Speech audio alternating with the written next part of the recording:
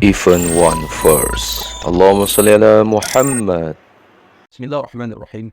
Alhamdulillahillazi an'amana bi ni'matil imani wal islam wa nusalli wa nusallimu ala khairil anam sayyidina Muhammad wa alihi washabbihi ajma'in. Amma ba'du. Asabi semua, ulama Wahabi memfatwakan bahwa olahraga sepak bola itu haram. Tak percaya? Mereka berfatwa dalam kitab Ad-Durar As-Saniyah. Silakan cari dan baca kitabnya. Pertama dikatakan dalam kitab tersebut, sepak bola tidak ada di zaman para khulafaur rasyidin dan para raja Islam. Ia datang dari tradisi barat. Tidakkah Anda mengetahui bahwa kita harus mengikuti jejak salaf? Sibron bi sibrin wa zira'an bi zira'in. Kedua, olahraga sepak bola itu menyerupai kaum kafir, musuh-musuh Allah. Ketiga, yang bermain sepak bola itu hanya orang yang kurang waras akal, alias sufaha. Keempat, sebagai bukti bahwa permainan ini menyerupai praktek orang-orang kafir atau syabbuk adalah bahwa ia menyerupai pekerjaan orang-orang Amerika dalam meletakkan 3 serangkai kayu. Coba perhatikan tiang gawang sepak bola. Ia menggunakan 3 kayu kan? Tapi semua yang dimuliakan Allah. Setelah membaca alasan keempat ini, rasa humor saya hilang seketika. Ya, karena harus membayangkan gawang yang ideal untuk lapangan sepak bola yang lebih pas dari yang ada sekarang. Nah, sampai detik ini saya belum menemukan rancangan yang pas untuknya. Mungkin arsitek Wahabiyah Arab ada yang mampu, atau arsitek Wahabiyah Indonesia. Ya, siapa tahu. Selamanya kecerdasan mereka selalu dapat diandalkan. Kelima, sepak bola menyebabkan seorang berjalan dan berlari dengan congkak di lapangan. Padahal Allah telah melarangnya. Allah mengatakan, وَلَا تَمْشِ فِي الْأَرْضِ مَرَحًا إِنَّكَ لَنْ تَخْرِقَ الْأَرْضَ وَلَنْ تَبْلُغَ الْجِبَالَ طُولًا. Dan janganlah kamu berjalan di muka bumi ini dengan sombong. Dalam Quran surah Al-Isra ayat 37. Sedangkan seorang muslim harus tawaduk, ya, atau rendah hati, berjalan menundukkan kepala ke bumi. Keenam, bermain sepak bola itu termasuk al-lahu, al-batil, senda gurau yang batil. Nah, itu dalam kitab asal itu. Kemudian lagi, seorang mufti Arab Saudi itu mengeluarkan fatwa larangan sepak bola untuk pemuda muslim. Karena permainan itu ditemukan oleh orang Yahudi dan kafir. Syekh Abdullah Al-Najdi, sang mufti, menyarankan pemuda muslim untuk menghindari bermain sepak bola, kecuali dalam kondisi tertentu saja. Jika pemuda Islam ingin bermain sepak bola, peraturan dari permainan harus diubah, sehingga tidak menyerupai permainan orang kafir. Berdasarkan ketentuannya, istilah foul, penalti, corner, dan out tidak boleh digunakan dalam permainan. Al-Najdi mengatakan tim sepak bola tidak boleh 11 pemain, harus lebih atau kurang. Pemain, lanjut dia, juga tidak boleh mengenakan seragam sepak bola, karena tidak sesuai dengan pemuda muslim. Pemain diharuskan menggunakan pakaian sehari-hari. Lebih lanjut, ia mengatakan tidak perlu adanya wasit dalam permainan, karena aturan sepak bola seperti foul dan lainnya sudah ditiadakan. Jika salah satu pemain mencetak gol, tak perlu memelukkannya, tak perlu bersukacita, karena ini seperti yang dilakukan Amerika dan Prancis, tutur Al-Najdi. Jika salah seorang pemain merasa lelah, ia mengatakan tak perlu ada pemain pengganti. Kelelahan itu diatasi dengan mengganti posisi pemain. Kemudian lagi ya sampai ke semua, ketika Syekh Muhammad bin Shalih Al-Utsaimin ditanya tentang apa hukum menonton sepak bola yang ditayangkan di televisi, ya, beliau menjawab, saya memandang bahwa menyaksikan permainan-permainan yang ditayangkan di televisi atau yang lainnya dari berbagai tayangan adalah menyia-nyiakan waktu. Dan sesungguhnya seorang manusia yang berakal, dia tidak akan menyia-nyiakan waktunya dengan perkara-perkara seperti ini yang tidak mendatangkan faedah sama sekali. Ini jika dia selamat dari kerusakan lainnya.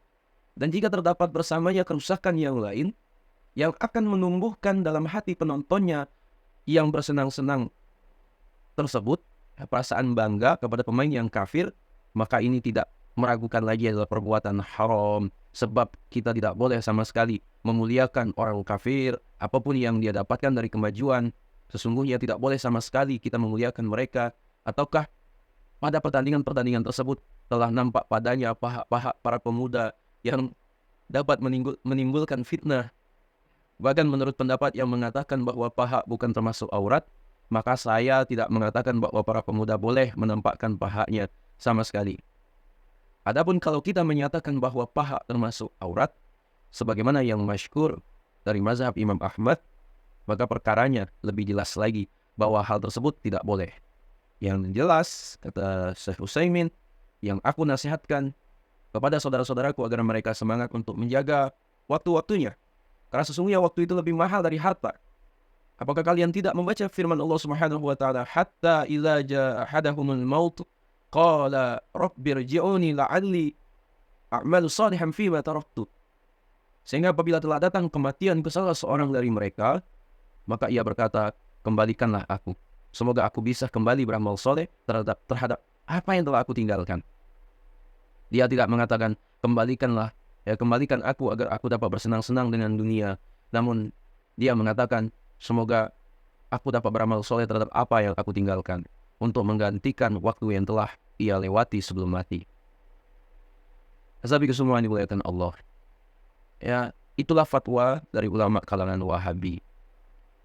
Ya, kalau mau berpikir waras, ya bermain sepak bola atau melakukan aktivitas olahraga yang selain sepak bola lah gitu, itu diperbolehkan dalam Islam. Ya kan, tetapi kita yang umat Islam, ya itu bisa mengetahui batasan-batasan yang sudah diatur dalam hukum Islam. Jika fokusnya adalah untuk berolahraga dan mencari kesehatan secara jasmani, itu sama sekali tidak akan menjadi suatu masalah. Ya. Berbeda apabila sudah menyalahi aturan dalam Islam, ya, tentu hukumnya akan berubah menjadi haram bersama semua. Ya. Bersama semua yang dimuliakan Allah, ada beberapa faktor yang pada akhirnya olahraga itu sendiri bisa dikatakan melanggar syariat. Ya. Melanggar syariat biasanya berjudi bola, ya kan?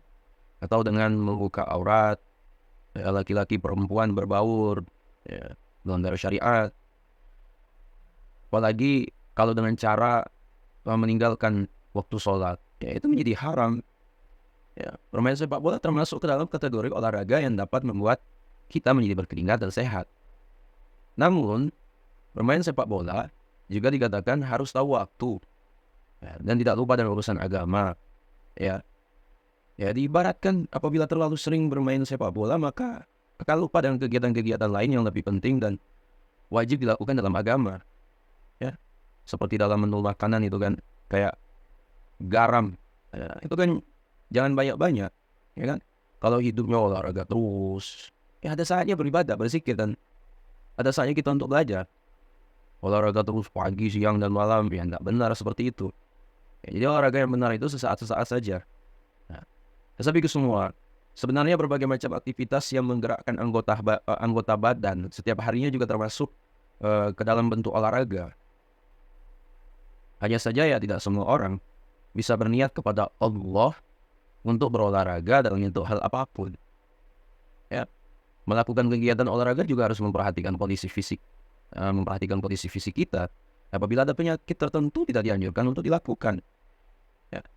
Ya, kalau sudah ada riwayat sakit jantungnya bahaya, ya. Jangan main bola, nanti berhenti dengan main bola. Ada beberapa olahraga yang sesuai dengan fisik kita.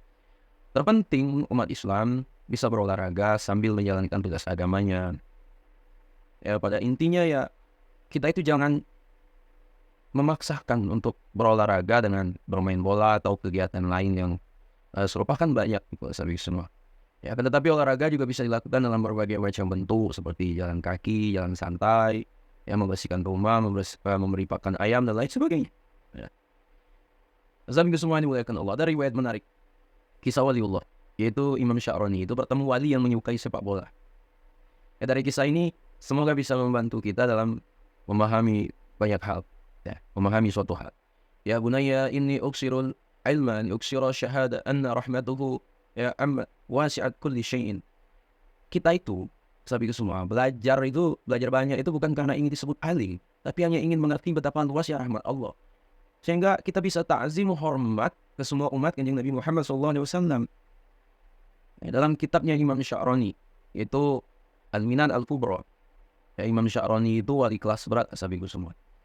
Imam Sya'rani itu berkali-kali dipermalukan oleh wali lainnya. Ya, beliau pernah bertemu orang bercelana pendek sedang bermain sepak bola di suatu pantai. Ya, tapi ini jangan kita tiru, biar kita tahu ya. Beliau bercelana pendek, ya mungkin pendeknya dekat lutut. Beliau Imam Sya'rani ingkar. Orang sore-sore kok memakai celana pendek, main bola di pantai.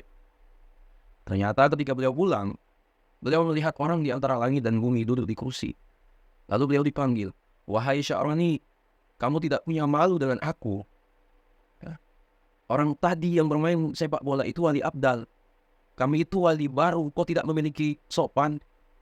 Nah, untuk diketahui ya sahabatku semua, dalam ilmu tasawuf, wali abdal adalah sekelompok orang terpilih yang memiliki kedudukan mulia di sisi Allah. Mereka adalah manusia pengganti yang diberi karunia khusus peninggal para nabi. Ya. Imam Sya'rani bertanya, "Anda wali, kok bermain sepak bola dan bercelana pendek?" Dijawab, "Ya biarkan, aku lagi senang dengan umatnya Nabi. Namanya orang senang yang main sepak bola." Lucu jawabnya. Dan dijawab lagi oleh Imam Sya'rani, "Itu buka aurat. Ya, ketika sholat mazhabku Syafi'i, jadi aku sarungan. Tapi kalau di luar sholat, mazhab Hambali." Masih dijawab damai. Wali itu bilang, "Ana Sayyidul Mulamatiyah. Aku ini wali kutub yang menjadi ketuanya aliran Mulamatiyah."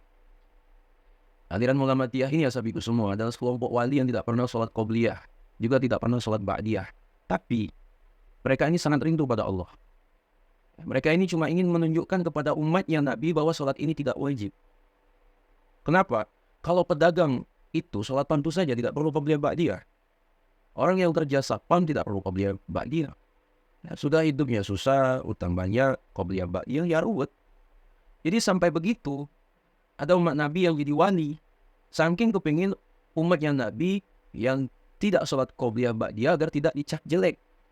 Dia seorang wali yang sangat merindukan Tuhan, tapi tidak pernah qobliyah ba'diyah. Ya. Tapi jangan mengira mereka tidak sholat sunnah. Kalau malam, mereka itu sholat sunnah ratusan kali. Tapi sendiri tidak ada orang yang tahu. Nah, jadi saya sampaikan walaupun ada orang yang jarang qobliyah ba'diyah, ya, jangan kira kebanyakan kalian suatu kampungan kalau kalian bilang begitu. Ya, karena itu tadi, nirakati supaya umatnya Nabi jangan pernah tersiksa karena tidak sholat qobliyah ba'diyah. Ya, fa inna minhum al-umal.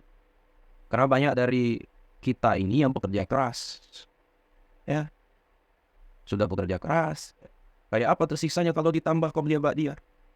Nah, wali itu macam-macam sih, sahabatku semua. Maka Imam Sya'rani itu ditegur, "Kamu ini wali junior, ya, tahu apa?" Coba sekarang sepak bola diharamkan, semua diharamkan. Orang kecewa dengan Islam. Yang rugi kan Kanjeng Nabi. Ya. Nah, wali itu ada yang tasamu, toleran, suka sepak bola. Jalaluddin Rumi membuat tarian Rumi. Ya. Macam-macam. Wali itu banyak. Tidak hanya yang khusyuk saja. Wali amatir itu gaji orang banyak. Sahabatku semua. Dan juga berdakwah itu tidak hanya lewat mimbar-mimbar pengajian, tetapi juga bisa lewat sepak bola. Seperti yang dilakukan beberapa pemain di Eropa. Berkat jasanya mereka, Islam diterima dan berkembang di negaranya. Dan juga banyak sekali ya jasa pemain sepak bola muslim telah membawa nama baik Islam sehingga tidak dibenci orang-orang di negaranya. Ya. Perkembangan Islam di Eropa karena jasa para pemain sepak bola muslim. Orang Inggris itu kalau mengenal Islam lewat siapa? Muhammad Salah kan, pemain sepak bola Liverpool. Kemudian Mesut Ozil. Mereka tidak ingin mengamati kiai. Justru yang mereka ingin amati adalah pemain bola. Orang Perancis contoh, tidak benci Islam karena Zainuddin Yazid.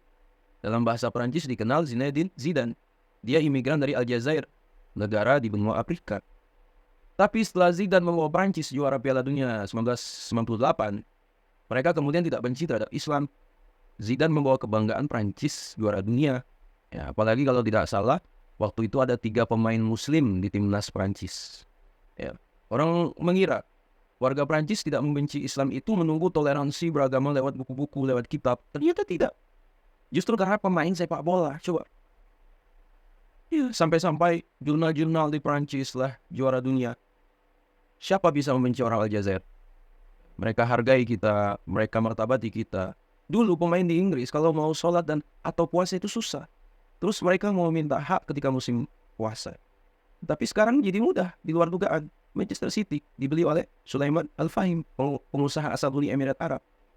Ya sudah mau apa kalau yang punya klub adalah seorang muslim? Ya akhirnya sekarang ada masjid kan? Mau apa coba? Segampang itu kalau Allah mengubah dunia. Maka disebut ya muhawwil al-ahwal, hawwil hali ila ahsanil ahwal, ya muqallibal qulub tsabbit qalbi ala dinik. Ya, tapi itu semua itu kita ikhtiari. Tetap yakin Allah yang punya cara. Ya, dalam sejarah yang populer, Islam masuk Indonesia bukan lewat ustaz, tapi lewat pedagang. Apalagi lewat Wahabi. Ya, meskipun banyak versi para ahli sejarah tentang teori masuknya Islam di Indonesia. Nah, tapi itu semua dimuliakan Allah, mungkin itu yang dapat saya sampaikan. Ya, sekiranya video ini bermanfaat, ya, jangan lupa share kepada orang-orang yang kita cintai. Ya, dan juga jangan lupa share ke akun media sosial kalian yang lainnya agar jauh lebih bermanfaat lagi. Wallahualam. Assalamualaikum warahmatullahi wabarakatuh.